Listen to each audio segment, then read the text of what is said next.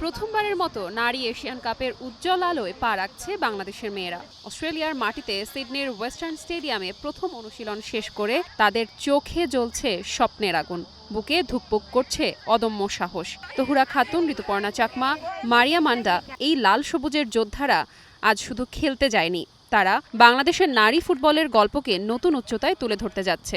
এটা ফুটবলের আবেগ, বাংলাদেশের গর্ব। হাঁটি হাঁটি পা পা করে এসেছে এই দল। 2007 সালে যখন নারী ফুটবলের প্রথম পদক্ষেপ শুরু হয়েছিল, তখন ছিল শুধু সংশয় আর বাধা। সমাজের চোখে ছিল প্রশ্ন, পরিবারে ছিল আপত্তি, মাঠে ছিল অভাব, কিন্তু মেয়েরা থামেনি। সাফ চ্যাম্পিয়নশিপে জয়, প্রতিদিনের ঘাম রক্তের অনুশীলন গ্রাম শহরের মেয়েদের একত্রিত করে, এসবই তাদের শক্তি। গত বছর জুলাইয়ে বাছাই পর্বে বাহরাইন, মিয়ানমার, তুর্কমেনিস্তানকে পেছনে ফেলে অবিশ্বাস্য পারফরম্যান্স দেখিয়ে প্রথমবারের মতো এশিয়ান কাপের মূল পর্বে টিকিট পেয়েছে তারা।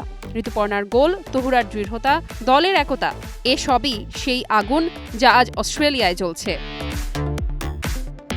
লম্বা জার্নি শেষে চনমনে অনুশীলন। কেমন আছেন ফুটবলাররা, ফিটনেসই বা কেমন? আজকে সকালে 8টা থেকে 10টা পর্যন্ত আমাদের ট্রেনিং সেশনটা কমপ্লিট করলাম।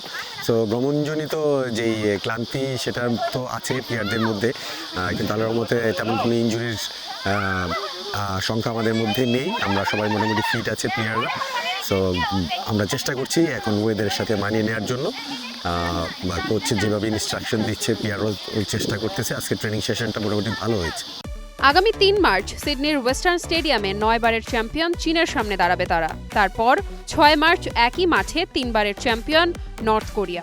আর 9 মার্চ পার্থ রেক্টেঙ্গুলার স্টেডিয়ামে উজবেকিস্তানের মোকাবিলা। কঠিন, খুবই কঠিন, কিন্তু এই মেয়েরা জানে ফুটবল মানে শুধু জয় নয়, মানে লড়াই।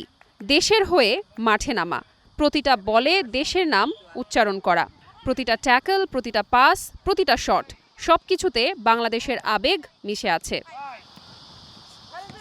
দেশের গণমাধ্যম থেকে রাস্তার চায়ের দোকান, সবাই এক সুরে বলছে, পারবে তো তহুরা, ঋতুপর্ণা, মারিয়া। এই এশিয়ান কাপ হোক বাংলাদেশের মেয়েদের সোনালী স্বপ্নের প্রথম অধ্যায়। পথটা কঠিন, তবে সেই পথে হাঁটতে প্রস্তুত বাংলাদেশের মেয়েরা। Diana Zarin, Star news.